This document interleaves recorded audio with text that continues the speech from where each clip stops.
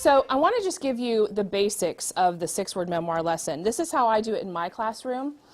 It is probably the most common thread that I've woven throughout my school year. It comes into play with everything I teach. Because of that, I start the year out giving my kids this assignment, not just to get them familiar with the 6-word memoir format, but it's a way to sort of introduce themselves to the class. It's a way for me to get to know them. It fosters this community feeling, kind of makes us feel like a little family within each period.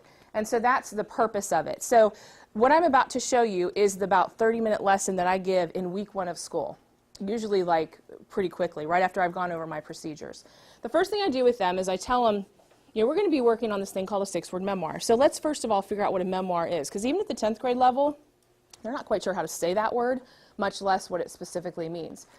So we go over the definition, and I just literally, we have kids, you know, we read it, we analyze what it's saying, and so we come to the conclusion that, okay, this is kind of biography information.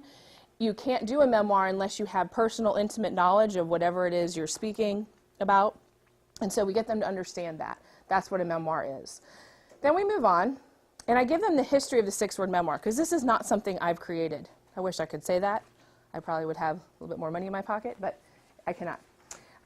The history actually goes back to Hemingway, and he was challenged by some author buddies of his, because I guess he was known for, you know, being kind of verbose.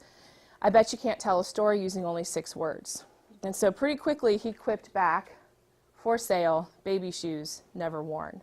So I guess he kind of put them in their place. So that's sort of a legend story in the writing world.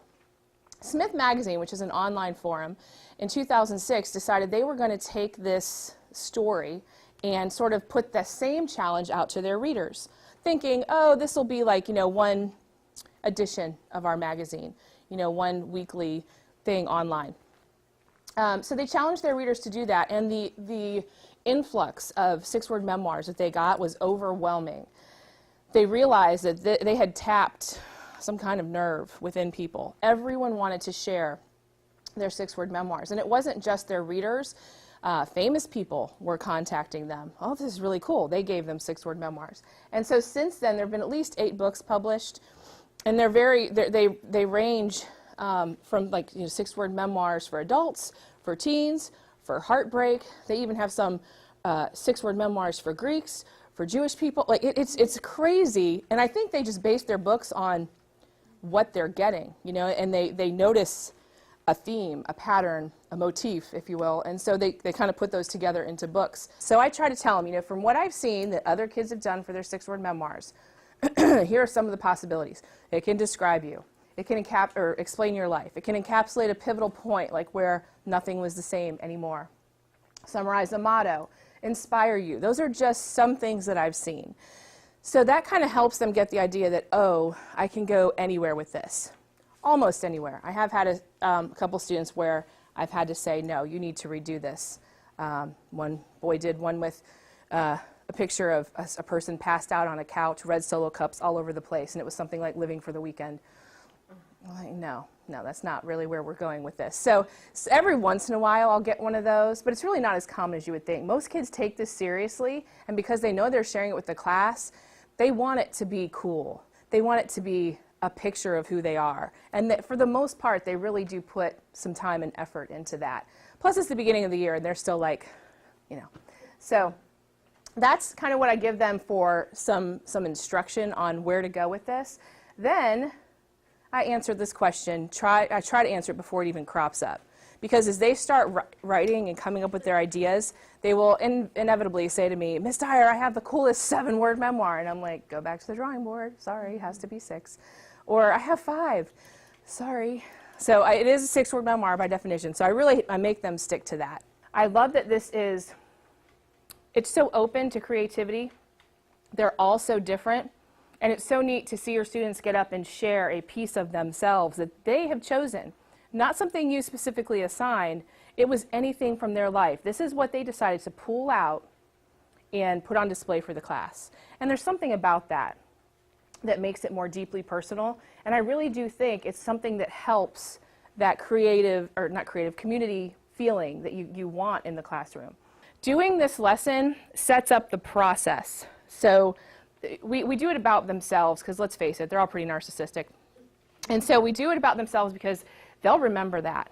Because they did it about themselves, they'll remember not only what they came up with, but they'll remember that process. And I have not yet had a student who was like, what's the 6-word memoir again? I mean, they get it. They get it because the first one they did was pretty in-depth about their favorite subject, themselves. So that's step one.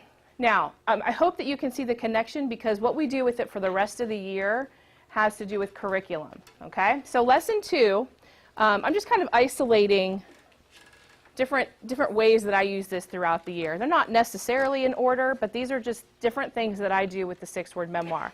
As I said to you earlier, it is a common thread throughout my curriculum. Pretty much everything I do in the classroom has a 6-word memoir attached. And there are some kids who, you know, they come in and they see the plan for they're like, oh, 6-word memoirs again. And so my standard reply to them is, no, you can write a whole essay. Oh, I'm good, I'm good, I'm good. So usually I can squash that pretty quickly.